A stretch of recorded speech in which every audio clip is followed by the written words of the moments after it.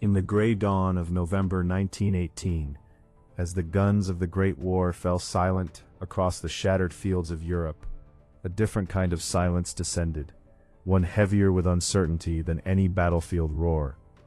Soldiers trudged home through mud-choked roads, their uniforms threadbare and eyes hollow, while in the distance, the skeletal remains of villages stood like ghosts against the horizon.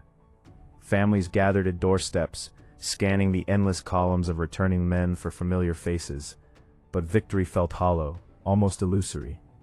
The Treaty of Versailles had been signed, empires crumbled, and yet beneath the surface of armistice celebrations, a profound unease stirred.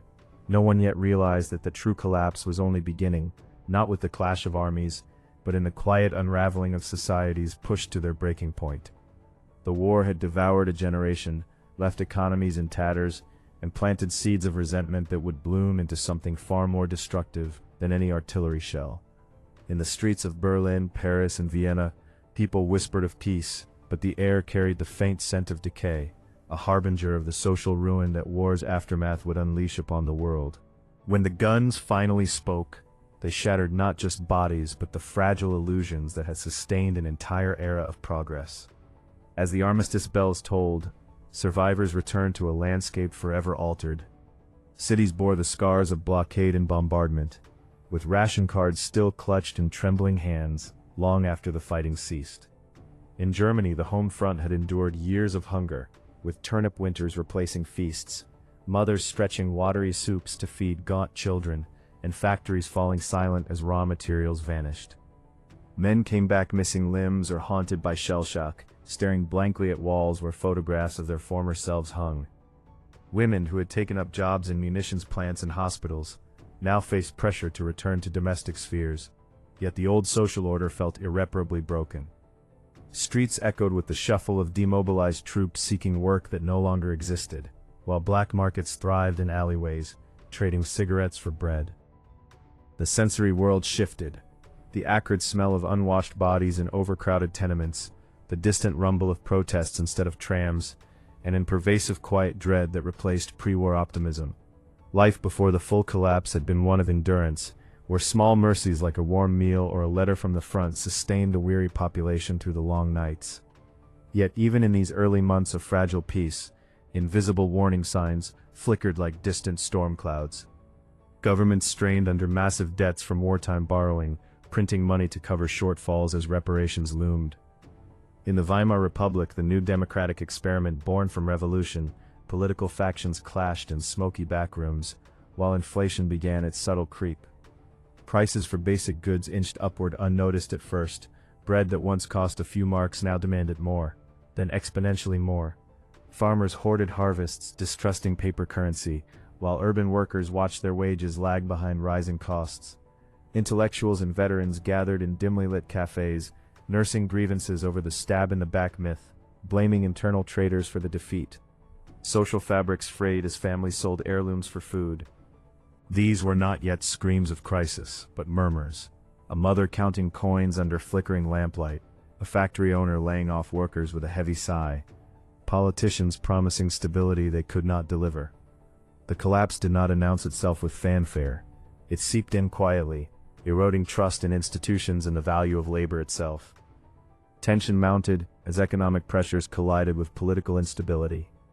The Ruhr occupation by French and Belgian troops in 1923, in response to missed reparations, ignited fury across Germany. Workers struck in defiance, idling mines and factories, while the government printed ever more marks to support them, accelerating the slide. Hyperinflation took hold with terrifying speed. Savings evaporated overnight, as the mark's value plummeted against foreign currencies. Daily life transformed into a frantic race. Wages paid in the morning became worthless by afternoon, prompting desperate dashes to markets where prices changed hourly. Shopkeepers weighed stacks of bills on scales rather than counting them, and people wheeled barrows of currency through streets that reeked of desperation. Social hierarchies inverted.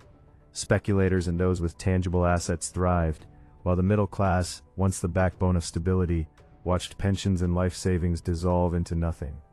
Whispers of unrest grew louder in taverns and union halls, as resentment toward the Versailles Treaty and weak leadership festered. The invisible warnings had become audible cracks in the foundation of society. Key decisions sealed the fate of millions. Leaders in Berlin, trapped between Allied demands and domestic fury, chose to fuel the inflationary spiral rather than risk immediate default and chaos. The printing presses ran ceaselessly, churning out notes in ever higher denominations, thousands, then millions, billions of marks. International isolation compounded the errors as loans dried up and trade faltered. Mistakes compounded, failure to curb speculation, reliance on short-term fixes, and underestimating the psychological toll of monetary collapse. Pressures from within, communist uprisings in the streets, right-wing putches in Bavaria, forced reactive governance that only deepened the wounds.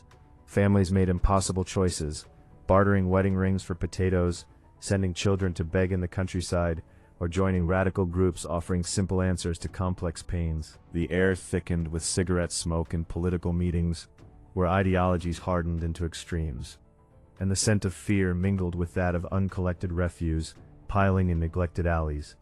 By these choices, the system teetered on the edge, its guardians blinded by immediate survival.